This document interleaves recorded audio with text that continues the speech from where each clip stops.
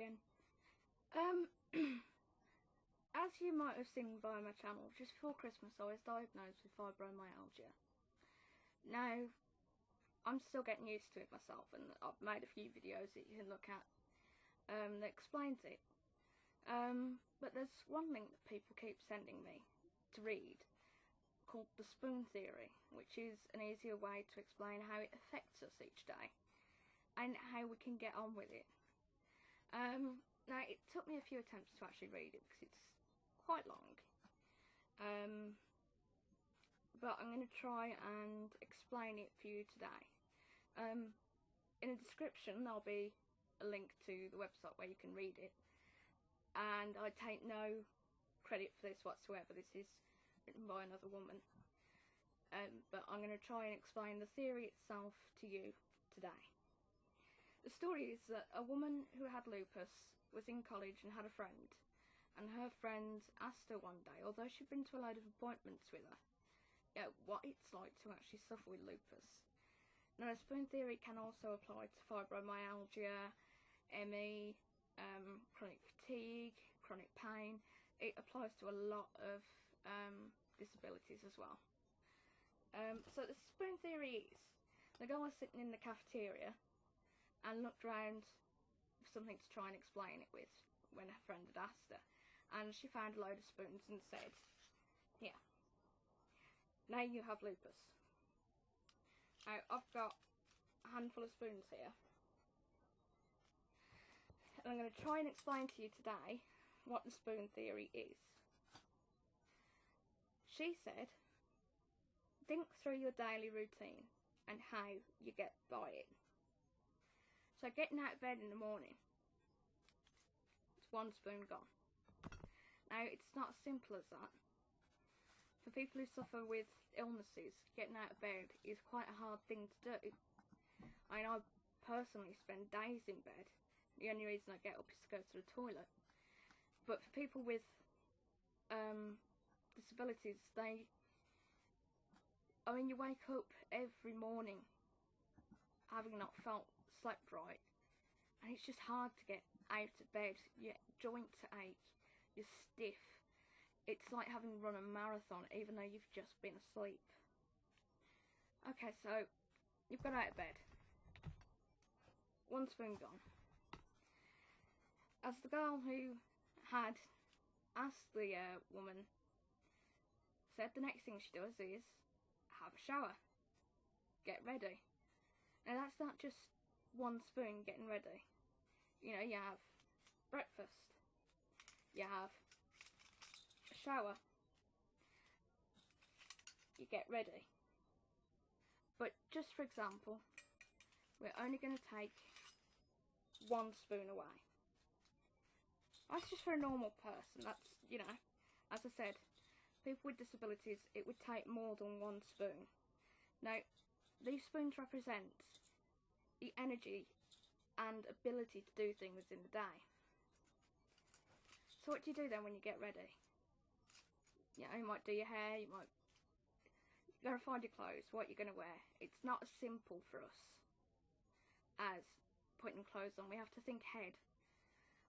People with fibromyalgia find that their temperature goes up and down, so they have to wear something that they can take on and off, easily cool down and warm up. So that is another spoon gone. So far, getting out of bed and getting dressed has used 3 spoons. So then you travel to work, if you work.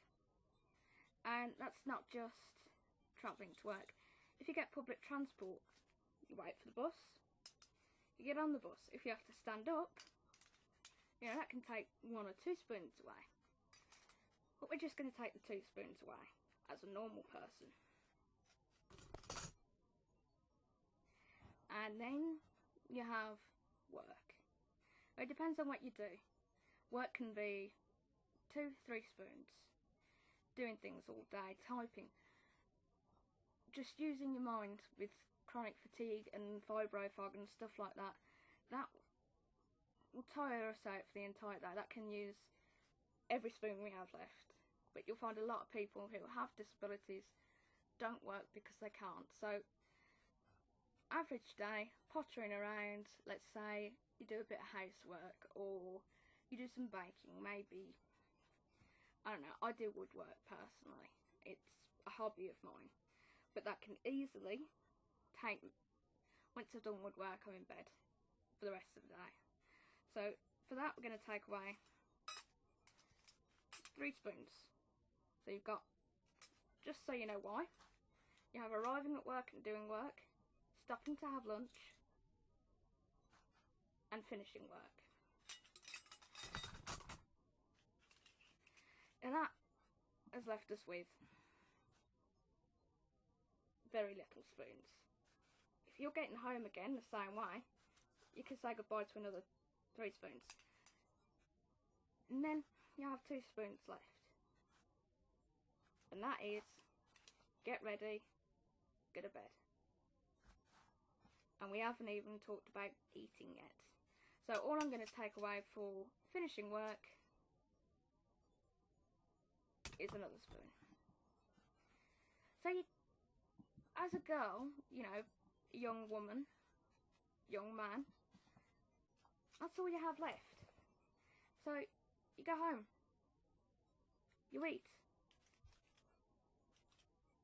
you take your clothes off, maybe you have another bath, maybe you watch some TV, go on the computer for a bit, I don't know, read a book. As you can see, we started off with all these spoons, including this one, that you look at as getting out of bed. Sometimes we have more spoons one day, and yeah, brilliant, we can use them. But that will mean the next day we have even less spoons, less energy. And what you do, if you use all your spoons in one day, you won't have the energy the next day. You have to think ahead for every little task you do. And that alone is hard work. We can't simply get out of bed. All small tasks take a lot of energy from us. Hence the spoon theory.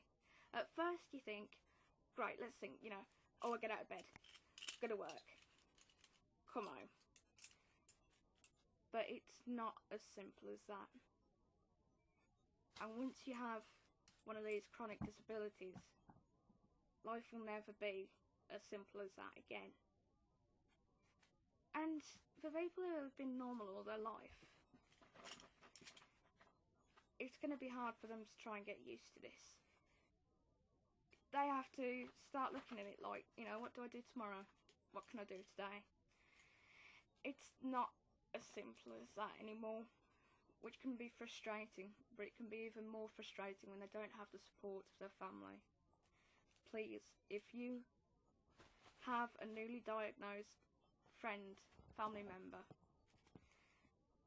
don't think of it as simple as you might. And I wish everyone who watches this video more spoons to get through it.